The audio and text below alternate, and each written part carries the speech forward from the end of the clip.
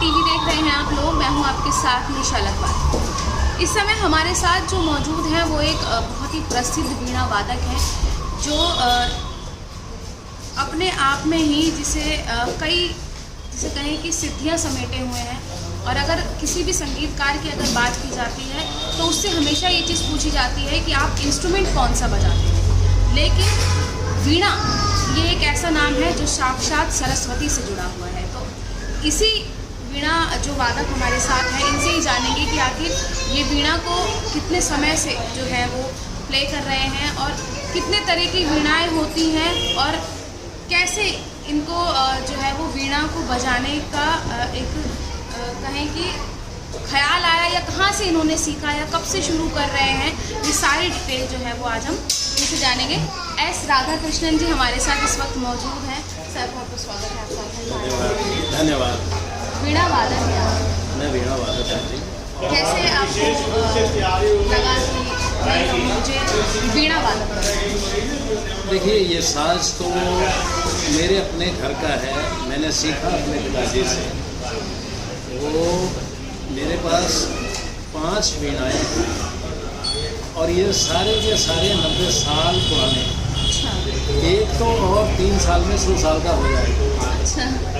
और ये सारे साज दक्षिण प्रांत से चले हैं, तंजावुर दक्षिण में। पिताजी मेरे 1946 में आ गए थे, तत्पश्चात हम लोग यहीं बस गए। और ये वीणा जो है इसे कच्छपी बोलते हैं। माँ सरस्वती के हाथ में जो वीणा है उसको कच्छपी बोला जाता है। यूँ तो कई प्रकार के वीणा है। विश्ववसोस्तु बृहति तुम्बुरोस्तु कलावती महती नारद स्याता सारस्वती कच्छपी। जो नारद जी के हाथ में वीणा है उसे महती बोलते हैं। विश्ववसोस्तु बृहति बृहति नाम की वीणा। और तुम्बुरु वो भी बिल्कुल नारदर की तरह एक पर्सनालिटी आती है हमारे सनातन धर्म में। उनके हाथ में भी एक वीणा है जिसका नाम है कलावती। तो वीणा अगर देखा जाए तो उसमें 3 बहुमूल्य चीज़ें आती हैं। एक तो उसके ऊपर के फ्रेट्स, दूसरी तार, तीसरा लकड़ी का ढांचा। और ये जो देखोगे आपको इंसानी शरीर ही है वो, क्योंकि इंसान के शरीर जो है ना नस, हड्डियां और मांसपेशियों से बना है। हमारे स्पाइन में भी 22 स्पाइन है और वहाँ भी जो श्रुतियाँ आती हैं वो 22 किस्म की हैं। उसमें फ्रेट्स के ज़रिए सारा कम्युनिकेशन उसके ज़रिए होता है। तो वीणा जो है संगीत का तो एक माध्यम है, बट जिस तरह से मैं देखता हूँ वीणा संगीत ही नहीं, नाद की प्राप्ति ब्रह्म के जरिए। तो ये नाद ब्रह्म है। संगीत जो हमारी है वो नाद ब्रह्म है। सही मायनों में वीणा जो है उसको कैसे हम प्ले कर सकते हैं या कितने, जैसे कि हम देखते हैं कि कई वीणा होती हैं जो काफ़ी बड़ी होती हैं और कई जो होती हैं जिनको एक हाथ से भी हम लोग हैंडल कर सकते हैं। देखिए, वीणा की परिभाषा देखें तो वो यंत्र जिस पे एक तार हो और फ्रेट्स हो तो उसे हम वीणा कह सकते हैं। लेकिन इस वक्त जो मौजूद हैं, जो उपलब्ध हैं इस समुदाय में, विचित्र वीणा और रुद्र वीणा ये हिंदुस्तानी शैली में प्रयोग होती हैं और कर्नाटक शैली में सरस्वती वीणा प्रयोग होती है। संगीत का गाने का तरीका अलग है, बट 7 स्वर वहाँ भी हैं यहाँ भी हैं, उसमें कोई फ़र्क नहीं है। बट वीणा जो है पारंपरिक, अगर हम ग्रंथों में देखें तो बताया गया है, बृहद्देशी जो मतंग मुनि ने लिखी है उसमें बोला गया है, वीणा ग्रहणम च शराम्रे अप्रकाशितः तस्यपि स्थानस्य लाभार्थम। वीणा is recommended for those regions that are not attainable by human voice. An instrument which is played with the help of and fusion of a metal and string produces a sound which is akin to human voice. तो वीणा जो है, इसीलिए वीणा को बजाया जाता है ताकि स्वरों का जो भेद है, जो सुर्खियाँ आती हैं इसमें, उनके भेद को आप आँखों से देख भी सको और कान से सुन भी सको एक समय। नहीं तो संगीत कान से सुनाया जाता है। अब इसमें फ्रेट्स होने के कारण स्वरों के बीच के जो भेद हैं वो प्रत्यक्ष रूप से आप देख सकते हैं। और वीणा जो है, महर्षि याज्ञवल्क्य का उन्होंने एक बड़ा अच्छा श्लोक लिखा है वीणा के बारे में और संगीत के बारे में। वीणा वादन तत्वच श्रुत्यादि विशारदः तालच श्राच प्रयासेन मोक्ष मार्ग से गच्छति। जो वीणा वादन में निपुण हो, विशारद, ताल, जाति, श्रुति इसमें निपुण हो, तो उसे प्रयास करने की जरूरत नहीं है। अप्रयासेन मोक्ष मार्ग से गच्छति। संगीत का अगर हम देखें तो अध्यात्म के साथ, हमारा वेदों के साथ बहुत ही पुराना जोड़ है। साम वेद में सारे के सारे, यूँ तो देखा जाए सारे वेदों में एक संगीत का मिलाप जरूर होगा। चाहे हम कोई श्लोक भी बोले, अगर हम जैसे मिसाल के तौर पे रुद्राध्याय प्रश्न मंत्र, शिवालय है, तो रुद्राध्याय प्रश्न महामंत्र जो ऋग्वेद में आता है, उसमें ओम सद्यो जातं प्रपद्यामि सद्यो जाताय भै नमो नमः भवे भवे नापि भवे भवस्वभां भवोद्भवाय नमः वामदेवाय नमो ज्येष्ठाय नमः श्रेष्ठाय नमः रुद्राय नमः कालाय नमः कलविकरणाय नमः बलविकरणाय नमः फलाय नमः फलप्रमदनाय नमः सर्वभूतदमनाय नमो मनोन्मनाय नमः अघोरेभ्यो घोरेभ्यो घोरघोरतरेभ्यः सर्वेभ्यः सर्वेभ्यो नमस्ते अप्सुरुद्भरूपेभ्यः तत्पुरुषाय विद्महे महादेवाय धीमहि रुद्र प्रचोदयात् ईशानः सर्वविद्यानाम् ईश्वरः सर्वभूतानां ब्रह्माधिपतिर्ब्रह्मणोऽधिपतिर्ब्रह्मा शिवो मे अस्तु सदा शिवो।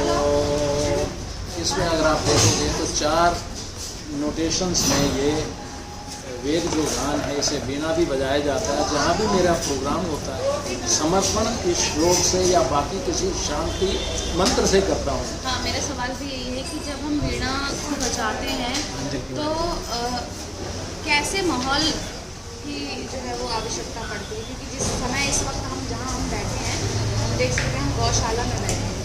क्या इसके लिए कोई स्पेशल जगह चाहिए होती है? नहीं, देखिए, यूँ तो कोई भी एक पावन स्थल हो, क्योंकि इसमें से जो भी स्वर की उत्पत्ति होती है वो प्राकृतिक रूप से उत्पत्ति होती है। प्रकृति स्वभावात्, प्रकृति का जैसा स्वभाव है, तो अगर एक प्राकृतिक वातावरण है तो बहुत ही अच्छा लगेगा।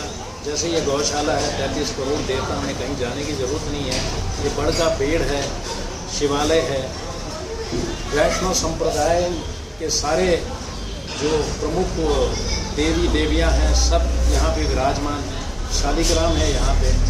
तो ऐसे पावन अवसर पर और ऐसे पावन स्थल पर देवी भागवत सार हो रहा है, तो एक तो गौ माता, दूसरी जगत माता। अब इनका समायोग ऐसा होगा जी, इससे ज़्यादा पावरफुल क्या मिलेगा। और वैसे भी अगर हम देखें, भगवान शिव ने साक्षात देवी के लिए ये बोला है, त्वम ब्रह्मादि देवानां च अंबिके जगदाम्बिके त्वम साकारे च गुणतो निराकारे च निर्गुणा। तो इससे ज़्यादा स्पष्ट और क्या कह सकते हैं। जहाँ भगवान शिव के मुख से निकला ये 9 देवियों का कथा, अर्थात देवी भागवत साहब भी देखें तो उसमें 9 के 9 देवियों से शुरू होता है। प्रथमं शैलपुत्रीश्च, द्वितीयं ब्रह्मचारिणी, तृतीयं चंद्रघंटेति कूष्मांडेति चतुर्थं, पंचमं स्कंदमातेति, षष्ठं कात्यायनीति, सप्तमं कालरात्रीति, महागौरीति चाष्टमं, नवमं सिद्धिदा प्रोक्ता नवदुर्गा प्रतीति, उत्तमानि तानि नामानि ब्रह्मणैव महात्मनः। इस तरह से वेद पुरुष के मुख से निकला, जिससे ब्रह्मा ने मार्कंडेय ऋषि को ये बताया कि जगत जननी जो है 9 रूपों में यही है जो हर मुश्किल से दूर ले जा सकती है। आज आप यहाँ आए हैं राधा कृष्ण मंदिर गौशाला में, बिहार में आए हैं। यहाँ के जो महंत हैं उनसे आप मिले हैं, उनके लिए क्या कहना चाहिए? देखिए, ये एक लाइव एग्जाम्पल है कि गौ सेवा कैसी होनी चाहिए। इससे ज़्यादा मैं और क्या बोलूँ। जब तक यहाँ प्रत्यक्ष रूप से नहीं आएंगे, नहीं देखेंगे, तो सुनी सुनाई बात होगी। सनातन धर्म में गौ से बड़ी चीज़ क्या है, जिसे साक्षात भगवान कृष्ण ने उन्होंने स्वयं सेवा करी है। तो मैं चाहता हूँ लोग बात आए, यहाँ देखें। और मेरे पास शब्दावली नहीं है कि मैं बता सकूं।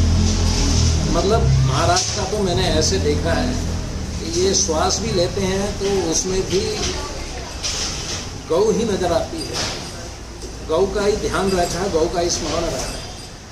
आपको कैसे पता चला कि यहाँ पर भी गौशाला है? नहीं, यहाँ मैं तो पड़ोस में ही रहता हूँ। अच्छा।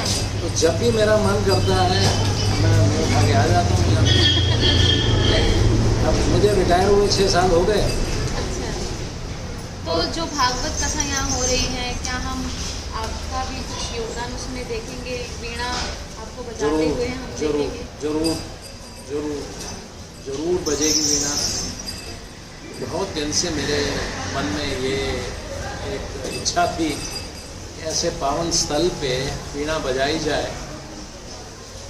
आज कुछ और सोचकर आया मैं यहाँ पे। मुझे नहीं पता आप लोगों से भेंट करता हो। गुरुवार का दिन है और वीणा जरूर बजेगी। क्योंकि कोई भी कथा स्थान हो या हवन जहाँ हो रहा हो, एक यज्ञवल्लिका संहिता में एक रेफरेंस आता है वीणा का, ब्राह्मणों वीणा गातिनो गायत था अन्यो ब्राह्मणों गायत। तो जब यजुर्वेद का समय था उस वक्त जहाँ भी हवन इत्यादि हो, 2 ब्राह्मण जब वेद गान करते हैं, तीसरे को वीणा में उन्हें फॉलो करना पड़ता है। ऐसी हमारी परंपरा और संप्रदाय रही है। तो ऐसे स्थल पे वीणा बजाना एक महान सौभाग्य की बात है। भक्तों से या अपने अनुयायियों से क्या कहना चाहेंगे कथा के बारे में, जो यहाँ कथा हो रही है? देखिए, हमारी परंपरा जो है ना, कर्ण परंपरा है, जो कान से सुनी जाती है। कथा, और वो भी देवी, ये एक ऐसी डेलिकेसी है। हमारे यहाँ की संप्रदाय भी देखेंगे, जब एक व्यक्ति संन्यास ले लेता है तो दुनिया उसके आगे नमन। और उस सन्यासी के लिए वो किसको नमन करता है? अगर उसकी माता आ गई तो साष्टांग दंडवत। और इस बात की पुष्टि आदि शंकराचार्य ने करी। और ये सब सनातन धर्म की धरोहर है। इससे बढ़िया बात नहीं हो सकती। जो जननी है, इससे बड़ा कोई नहीं। बहुत बहुत धन्यवाद हमें समय देने के लिए, हमारे चैनल को समय देने के लिए।